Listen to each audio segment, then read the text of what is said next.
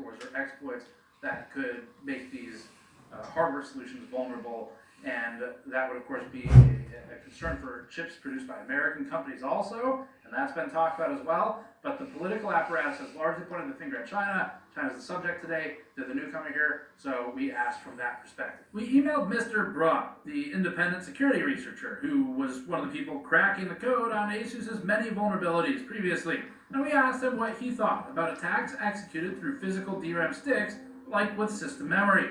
He wrote, quote, "An attack like this would be quite unlikely due to how sophisticated it would need to be and how easily or quickly it would get discovered by security researchers. The way I see it, for a backdoor to be implemented into RAM, you would attach a separate low-power ARM RISC-V chip onto a completed DIMM module. That would be the stick. Such a module would act similarly to a DMA, direct memory access, device used for game cheats. It would scan for known secrets using a regular expression in memory and then exfiltrate them via the Windows network stack. The problem with such an attack is that this additional chip would be clearly visible on the DIMM module, and it would only take one curious security researcher to dump the software from the chip, like in this video he sent, and expose the backdoor to the world, resulting in basically no one ever buying RAM from said company again. Additionally, for a company such as CXMT, it seems they only sell DDR4, DDR5 modules, not the complete DIMM modules containing the prior. This would make it near impossible to add a backdoor into those DDR4 and DDR5 modules due to lacking the free space required to embed an ARM or RISC-V chip." End quote. And Mr. Broad does some phenomenal work. If you want to work with him on stuff, I believe he does consulting on his website.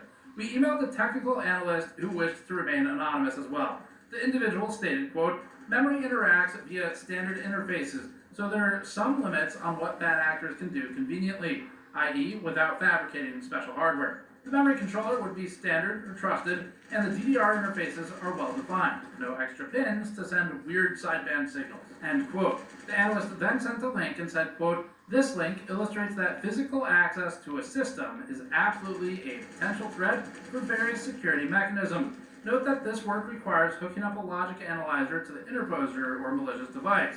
In theory, you could probably make a DIMM or DRAM that does bad things, but it would be quite expensive, dedicated tape out, etc., and I suspect you would be able to detect the circuitry for doing bad things via reverse engineering. DRAMs are pretty simple. It's a giant array of bit cells and then a minimal amount of control logic.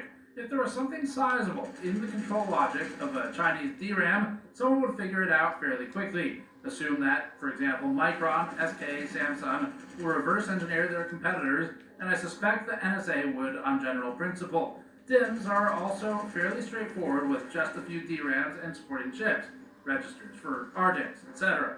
If you could fabricate a DRAM, you could theoretically code something into it. So it's feasible, but seems insanely expensive relative to other approaches. I'd be more worried about something like an SSD controller." End quote. These are good points. Given the US government's aggressive restrictions on Chinese companies and the changes to regulations at the drop of a pin if they begin to get competitive in a certain way, we would imagine that the US government would find out pretty fast if there's a backdoor of some kind in DRAM or in flash NAND, and if not them, then as one of the analysts noted to us, the competitors of YMTC and CXMT probably would notice it in reverse engineering, such as Micron, Hynix, Kioxia, and Samsung, for example.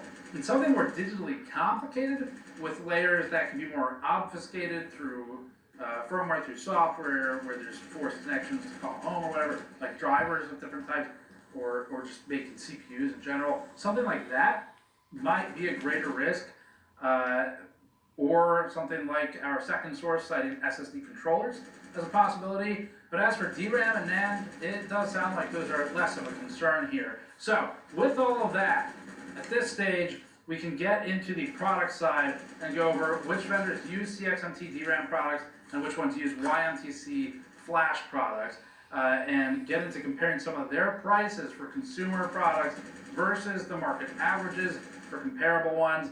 We've already bought some of these as well. We found CXMT modules in specific DDR4 kits from KingBank, Apacer, Kim2Go, and TWSC. We also spotted CXMT chips in certain DDR5 kits from Floway, iGua, AData, Juhor, KingBank, Lexar, Thermaltake, and Kingston.